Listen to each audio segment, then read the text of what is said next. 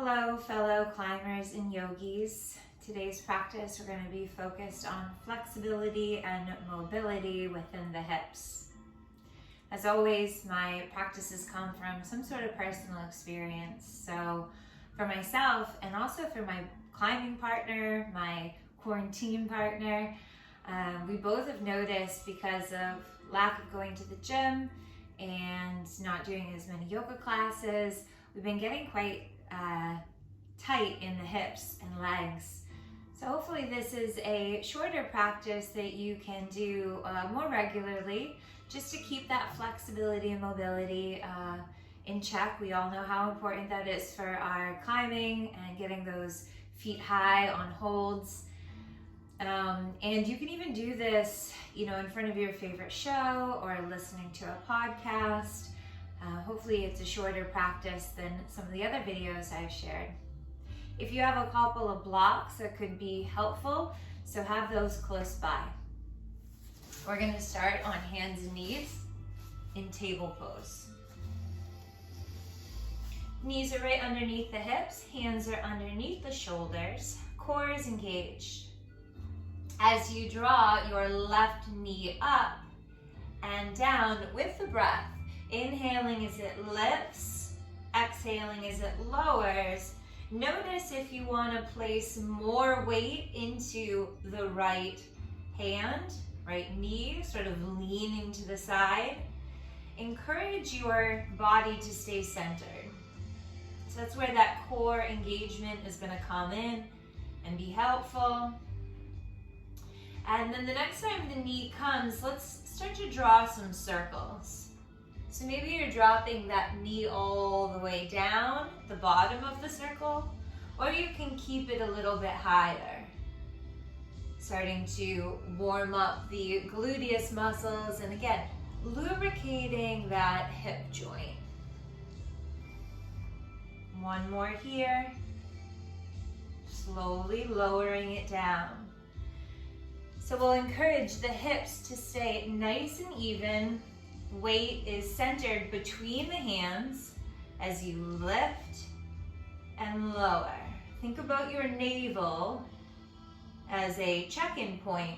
You want that belly button to be sort of a point between the hands, like an upside down triangle.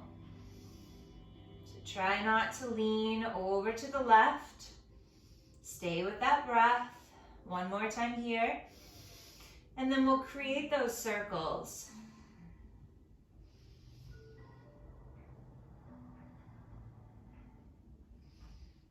Drawing the navel in and up. And if you want, you can take the circles in the opposite direction. Let's just do one more big circle here. And releasing that down. Now, as you open your knees a bit wider, allow your seat to come toward your heels. Reach the arms out. If the wrists are feeling sensitive at all from that table, you can give them a little bit of rolling. And then let your head really just rest down onto the mat, forehead onto the ground.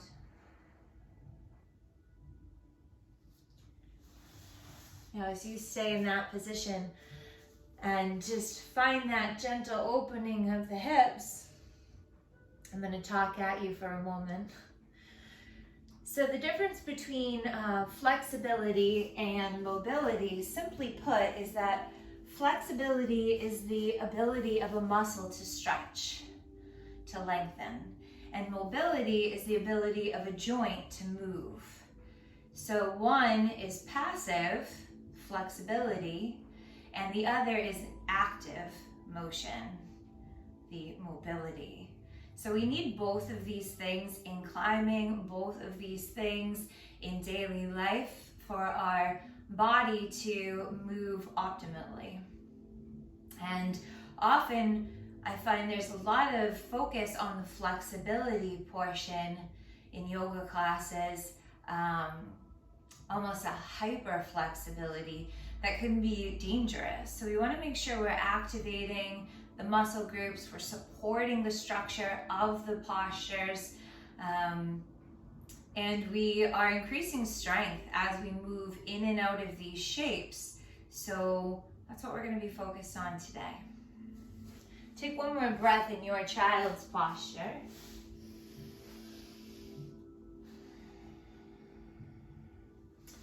And then as you inhale, starting to come up, we're going to curl the toes under, press into the palms to lift the sits bones high. So finding your downward facing dog. You can walk out your dog here if you'd like to stretch the back of the legs a little bit more.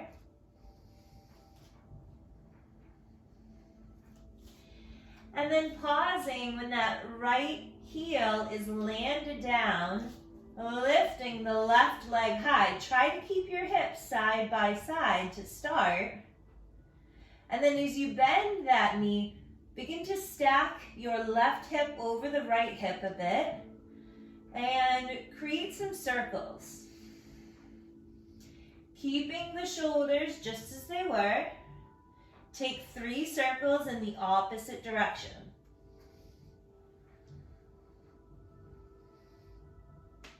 And releasing that leg down, bringing the right leg high. Stacking the hips, keeping shoulders squared, and finding some movement in that hip. So again, this is a little bit more focused, or a lot more focused, on the mobility of that hip joint. Keep your neck relaxed for one more circle. Releasing that foot down. And then we're going to take our right foot, we're going to step it forward into a low lunge. So this is where blocks might be helpful underneath the hands. And you can decide if you want to keep the back toe curled under or shoelace side of the foot down. And we'll go back and forth a few times, forward and back. Breathing in as you come forward, breathing out as you shift your weight back. Again, holding on to blocks at any height you'd like. Any height that feels helpful. And maybe the blocks want to move with you as you come back. It might be helpful for the hands to be further back. So assisting yourself how you will.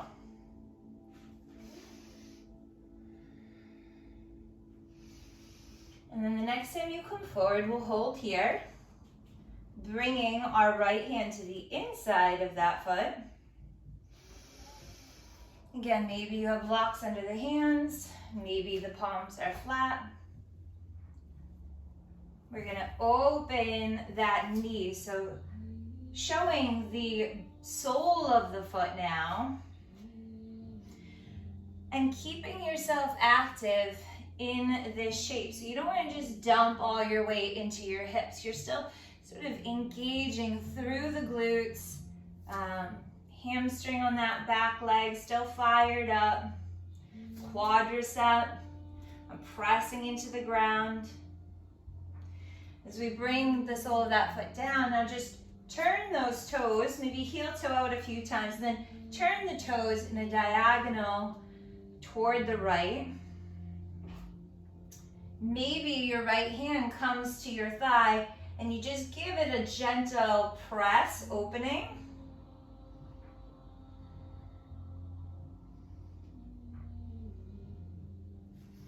And as you come back,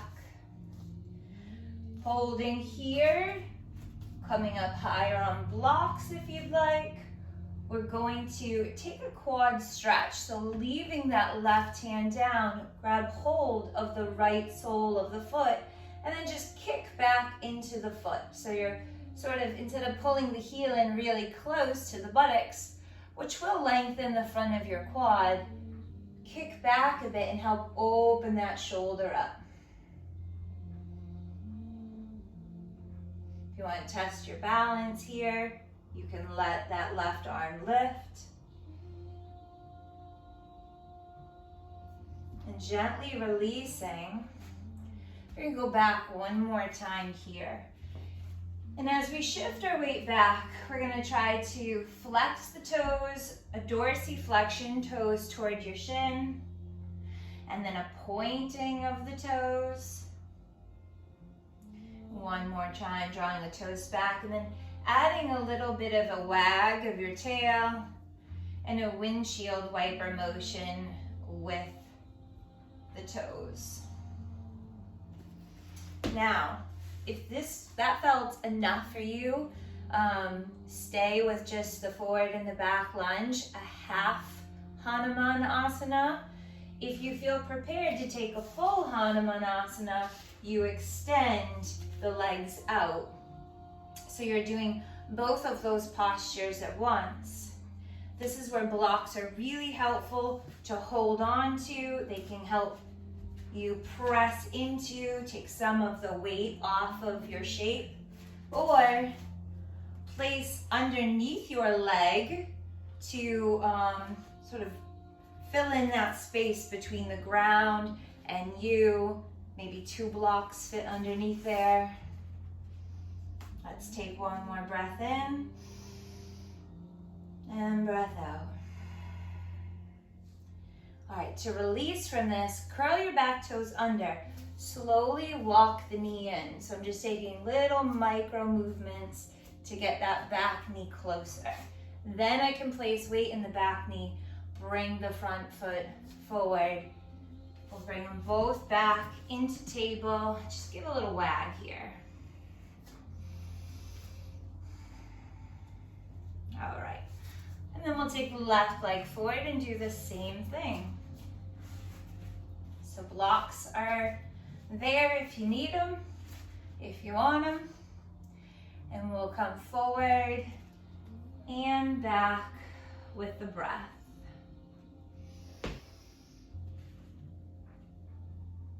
Now I have a carpet and a pretty thick yoga mat underneath me. If you were doing this right on a hardwood floor and maybe just a regular yoga mat, you might decide that some cushioning underneath that back knee would be a lot more comfortable on the knee joint. So grabbing that, maybe a woven blanket or fleece blanket, whatever you got.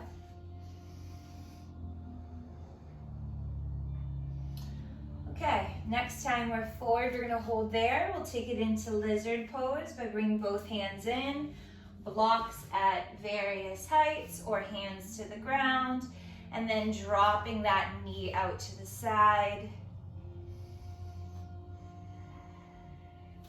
Sometimes I find with the back knee down, it's easier to be passive about this stretch. So if you find you're still dumping weight, you're not really working to hold this shape, maybe you try curling the back toes under, lifting the knee. So you're forcing yourself to like really fire up those back leg muscles, press into the hands.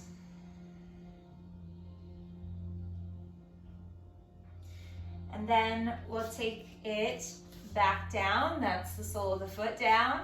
Heel toe out, maybe point those toes out. Press into the inner thigh here.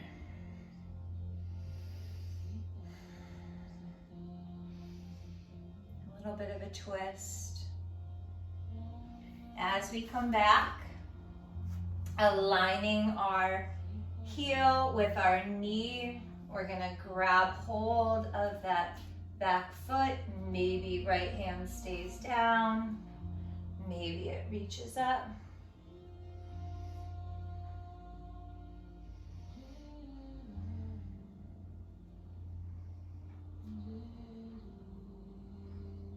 And then we slowly release. We'll take it one more time to the back with a flexion. And then point your toes to the wall in front of you. One more time, dorsiflexion with a wag of your tail. So the toes actually are just kind of following the wag of the tail. Beautiful. And then let's take this into a full split if you're ready to go there. And now for me, this is not as good of a side, so a good visual for you guys to see. Blocks are helpful. Gives me a little height so that I can decide how much weight I'm pressing into the hamstring and the quadricep. Because I can lift some of my weight off of my legs, pressing into the blocks. Notice when the blocks are up higher, there's less surface space, so they're a little bit more wobbly. Just be careful one doesn't kick out from underneath you. And notice if you're hiking your shoulders up to your ears. So keeping your torso long, shoulders relaxed. This might feel really intense, but as long as you have a long breath instead of a sharp, short breath, that's usually a sign that your body is safe, mind is calm, and you can be with the intensity of this sensation. Remember to come out, press into those blocks even more, little baby bits, toe down, knee coming in. And then we'll swing that leg around. A little release. All right, coming into a seated posture. So we're gonna have the sole of our left foot to our right thigh. We're making sure our navel's not pointing straight ahead between the knees, but instead it's pointing toward that right foot. We lengthen our torso up, and then we allow ourselves to bow down to our appropriate edge. Very natural when you're coming down for this right side to follow the leg. Sort of want to drop down more on the right side. So encourage shoulders to stay squared and really dropping into that left side. I like to hook my left hand over my right calf. And then this just allows me some leverage here, some traction to drop that left shoulder evenly with the right shoulder. Last thing to note is if you're coming down and you're rounding in the back, and this is what's allowing your head to come closer to your knee, now I'm not finding the same lengthening and stretching of the leg. So even if you can't come down as far, try to come down with that straight back. Hooking a belt or tie around your foot would give you something to pull yourself down if you can't hold on to the leg or the foot. Let's come on up. And then we're just going to do the other side. So before I shift my position, I will use the full length of the mat, opposite foot to thigh. If you need a little block underneath your knee, maybe the space between your knee and the ground is causing discomfort or, pulling at the inner knee, give yourself that prop. And again, this is a great one in front of your favorite show. You're just hanging out. Anyways, why not get down on the floor with your yoga mat and do a little stretching at the same time. It's like feeding two birds with one crumb. I remember when I was little, my dad, he always used to do his exercises while the TV was on, and us four kids were actually sitting still. So he'd do his push-ups, his pull-ups in the door jamb, and some stretches.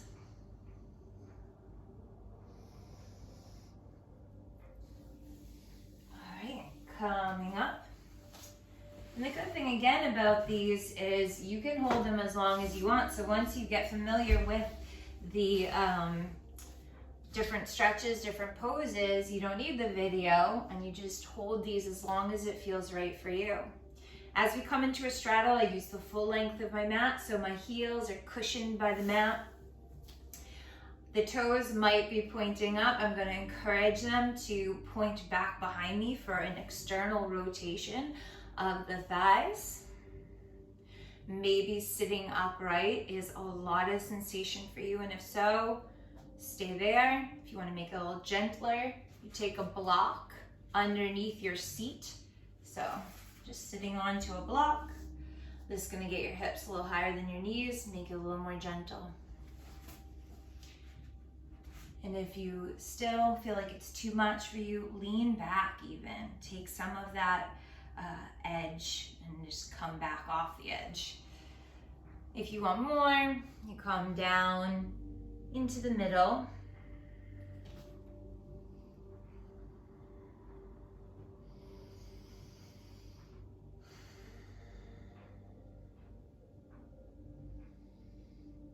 Same principle with coming down with a straight spine, not rounding the spine to simply get your face closer to the ground. There's not much benefit there. So meet yourself where you are. Like always, this is a process, it's a journey, it takes time.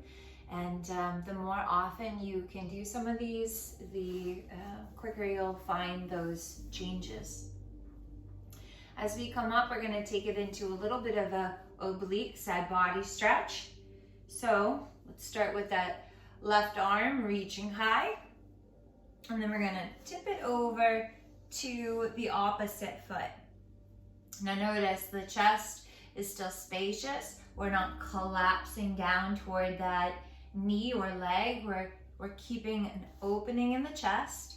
I'm dropping my right elbow down to the inside of my leg because it's available, I can reach there, and that's creating a little bit of traction. As I push my elbow into my leg, it's allowing me to stay open here. And if that hand's just like awkwardly hanging out in space, you can also reach up to the sky. You can place your hand on the back of the head, looking up, or just pointing that elbow up.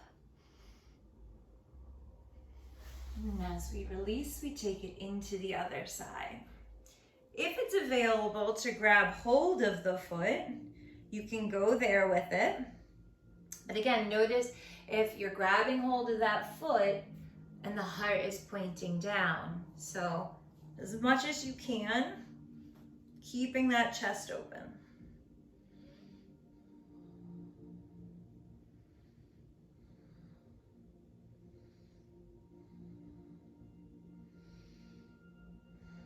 Long, steady breath.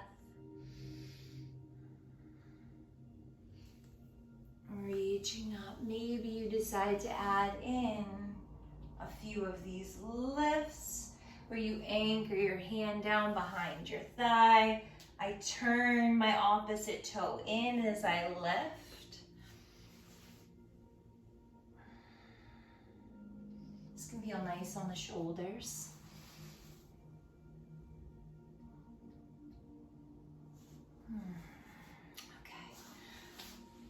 Finishing up, if you wanted to work on balance and a little bit more strengthening, you would come into Malasana or garland pose. So our heels are flat, our toes are down, and we're opening the hips and using my tricep to open the knees up. Hands can come to heart center. And here, I'll tell you, I'm not active in the legs, so I'm going to become more active. I just give myself a little bit of a lift, so I'm not just hanging in the joints, dumping weight down, but rather working to hold the shape. Let's see if we can take the right hand down, lift that left arm high, gaze looks up at the hand. Again, right arm is opening that right knee. As we settle our other fingertips to the ground, let's lift opposite arm. Great. As we come back to center, we're going to press into the legs, lift up those heels, balancing. A few times, lowering down with a straight spine, focusing your gaze.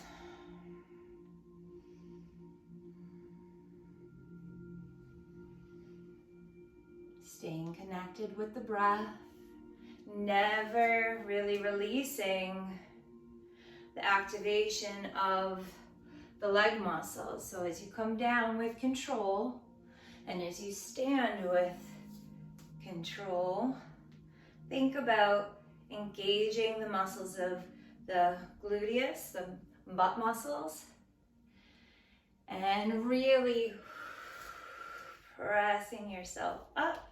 Focusing your gaze will help with stabilizing. Now, as we stay lifted up, again, I'm challenging myself by being on the carpet. So the squishier the surface, the harder it is to balance.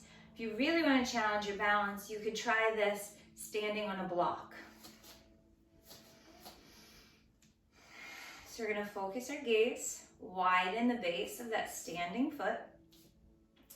And to work on mobility and strengthening, we're going to see if we can lift this foot up into tree pose without using our hand. It might land on the inner calf. It might come up and land on the inner thigh. If you're not there yet with the strength and you want to place the foot using your hand to guide it, you can do so.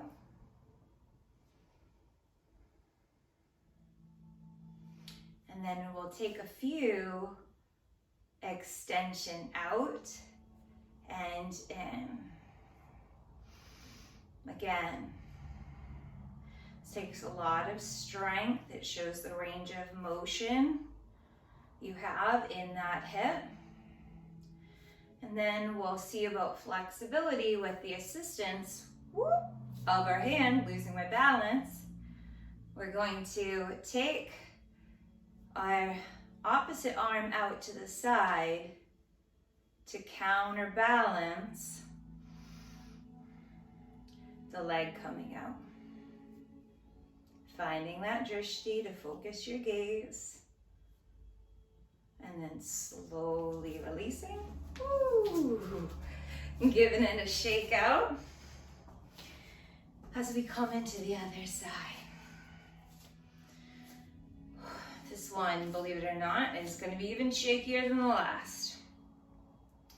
So, let's see if we can guide that foot up to its appropriate height without the use of the hands, maybe. If you ever land onto that knee, make sure you don't press your foot against the inside of your knee. You want it to be below or above. A few times out and in.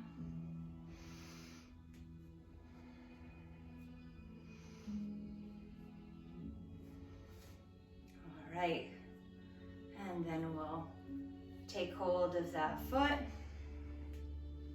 You could do 2 fingers wrapped around the big toe, if that's a bind you're more familiar with. You could also use that tie or belt to hook around the sole of the foot and hold on to the tail ends of that prop. That wasn't a shakier leg. Wow, that was surprising. Anytime you have trauma to the ankle or foot, you're going to lose some of your proprioceptors in that foot. So if you've ever rolled an ankle real bad, had a bad sprain, a break in the foot, don't be surprised if you need to work on balance even more on that foot to regain that proprioception.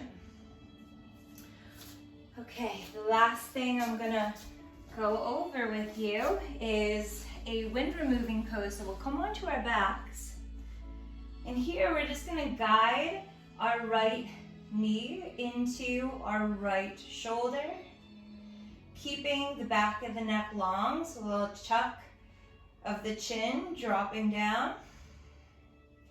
Notice knee is not coming straight at your chest, where your thigh would meet your rib. Instead, your inner thigh is sort of hugging the outer rib cage. Some will hook the knee or shin right into the crook of their arm. This is less intense, easier to get to if you keep that left knee bent. So finding your appropriate edge as always.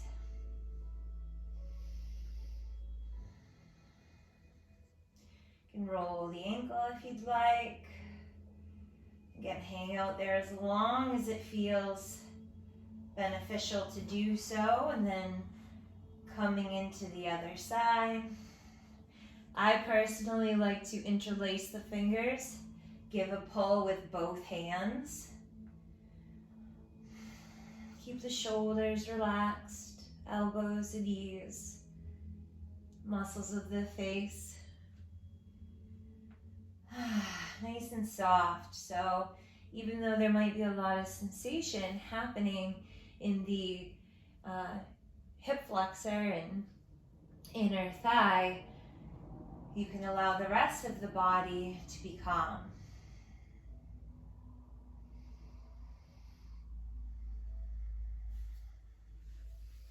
Of course, you could add on anything else that you want to this practice that you find beneficial in opening your hips. Maybe you close your practice with a twist there. I was specifically trying to focus on hip opening postures. And to make my video a little bit shorter for once. But the last thing I do want to show, if you have a foam roller, this can be really helpful. I'm putting it at the end of the video because not everyone owns a foam roller, but if you do, sometimes when our quadriceps are really tight, it can hinder our movement and our range of motion. So even though this can be really painful, it's helpful to roll out those quads. So coming onto your roller, your foam roller, you're going to give yourself a little roll up and down. Now doing two thighs at once, a little easier, a little gentler for sure. Now we're going to press more into just one thigh, and we're rolling to find that point that's really sensitive, okay? Once you find it, you're going to bend and straighten that leg. And just stay with the breath. Engage the muscles of the buttocks so you're not doing any backward bending here in this sort of low plank. You want to make sure you're pressing into that area of tightness. We're really working into that connective tissue. So 10 times is good for that one spot. And then you'd roll until you find another spot that you want to hang out on, and then again bend and extend. You do this on both legs. So I hope you enjoy this practice. I hope you find it beneficial. And if there are any other things that you'd like to focus on, work on, please leave a comment, send me a message, let me know. Thanks, guys.